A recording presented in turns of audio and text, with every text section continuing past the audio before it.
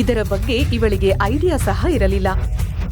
ಮೊದಲ ಬಾರಿ ಅವಳು ತನ್ನ ಪರದೆಯನ್ನು ಸರಿಸಿ ಜೋರಾಗಿ ನಿಟ್ಟುಸಿರನ್ನ ಬಿಟ್ಟಳು.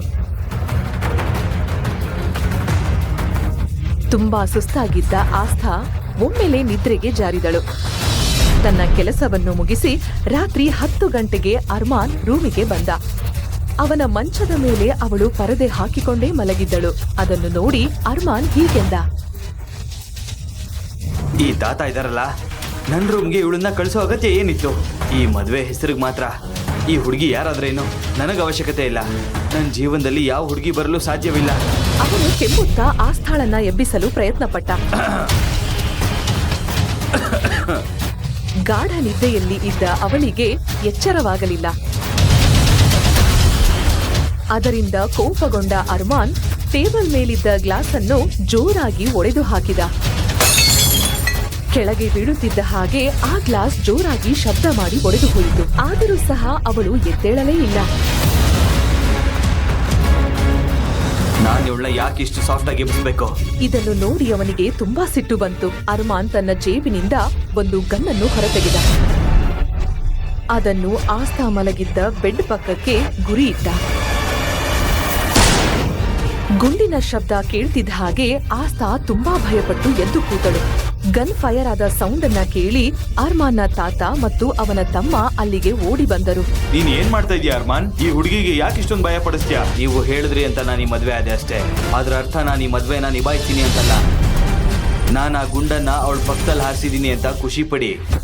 ಅರ್ಮಾನ್ನ ಮಾತು ಎಲ್ಲರ ಕಿವಿಗೆ ತಲುಪುತ್ತಿದ್ದ ಹಾಗೆ ರೂಮ್ನ ವಾತಾವರಣ ಮೌನವಾಗಿ ಬಿಟ್ಟಿತ್ತು. ಅರ್ಮಾನಣ್ಣ, ಇದು ಸರಿಯಲ್ಲ. ನೀವು ಅತ್ತಿಗೆನ ಯಾಕೆ ಭಯ ಪಡ್ತಿದ್ದೀರಾ?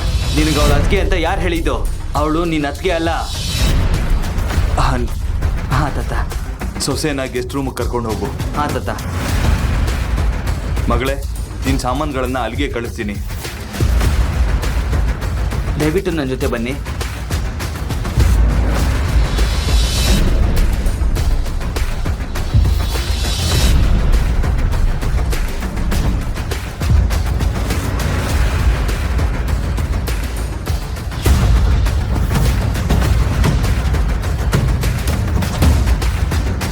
ನನ್ನ ಕ್ಷಮಿಸಮ್ಮ ಮಗಳೇ.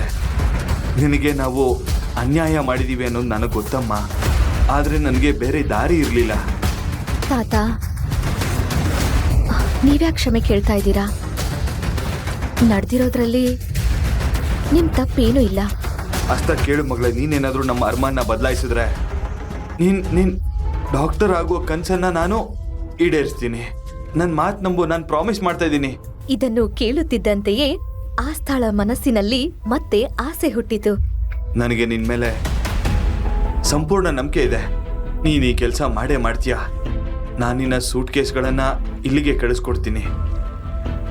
ನೀನು ಡ್ರೆಸ್ ಚೇಂಜ್ ಮಾಡಿ ಚೆನ್ನಾಗಿ ರೆಸ್ಟ್ ಮಾಡಿ ನೀನು ಇಲ್ಲೇ ಮಲ್ಕೋ. ನಾಳೆ ಅರ್ಮಾನ್ ಬಿಸ್ನೆಸ್ ಡೀಲ್ಗಾಗಿ ಹೋಗಬೇಕಾಗಿದೆ.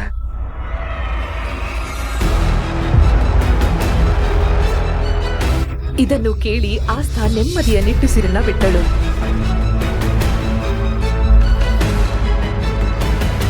ಮರುದಿನ ಬೆಳಗ್ಗೆ ಎದ್ದು ಅವಳು ಕಿಟಕಿಯಿಂದ ಹೊರಗಡೆ ನೋಡಿದಳು.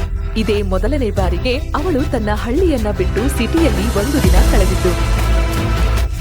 ಅವಳು ರೆಡಿಯಾಗಿ ಗಾರ್ಡನ್ ಹತ್ತಿರಕ್ಕೆ ಬಂದಳು. ಅಲ್ಲಿ ಯಾರೋ ಫಾರ್ಮಲ್ಸ್ ಡ್ರೆಸ್ ಹಾಕಿದ್ದ ಒಬ್ಬ ವ್ಯಕ್ತಿಯನ್ನ ನೋಡಿದಳು. ಅವನು ಗಿಡದ ಟೊಂಗೆಗಳನ್ನ ಕತ್ತರಿಸುತ್ತಿದ್ದ. ಆಮೇಲೆ ಇನ್ನೇನು, ಓ ಮೈ ಗಾಡ್, ಇವ್ನ್ ಯಾರೋ ಹುಚ್ಚ ಇರ್ಬೇಕು. ಅರ್ಮಾನ್ನ ದುಬಾರಿ ಗಿಡಗಳನ್ನ ಹಾಳು ಮಾಡ್ತಾ ಇದ್ದಾನೆ. ಅರ್ಮಾನ್ಗಿದು ಗೊತ್ತಾದ್ರೆ ಇವನ್ ಕಥೆ ಮುಗ್ದೇ ಹೋಗುತ್ತೆ. ಏನ್ ಮಾಡ್ತಾ ಇದೀಯಾ? ಆ ವ್ಯಕ್ತಿ ಆಸ್ಥಾಳ ಕಡೆಗೆ ತಿರುಗಿದ. ಅವನ ಆಳವಾದ ಕಪ್ಪು ಕಣ್ಣುಗಳು ಅವಳನ್ನೇ ಚುಚ್ಚುವಂತೆ ಕಂಡವು. ತಾನು ಮದುವೆಯಾಗಿದ್ದ ವ್ಯಕ್ತಿಯನ್ನು ಆಸ್ಥಾ ಇಲ್ಲಿಯವರೆಗೂ ಸರಿಯಾಗಿ ನೋಡಿರಲಿಲ್ಲ. ನಾನ್ ನಿನ್ನನ್ನ ಕಾಪಾಡ್ತಾ ಇದ್ರೆ ನೀನು ನನ್ನನ್ನೇ ಗುರಾಯಿಸ್ತಾ ನೋಡ್ತಾ ಇದೀಯಾ?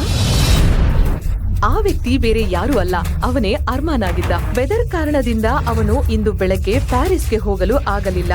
ಅವನ ಮೀಟಿಂಗ್ ಆಗಿತ್ತು.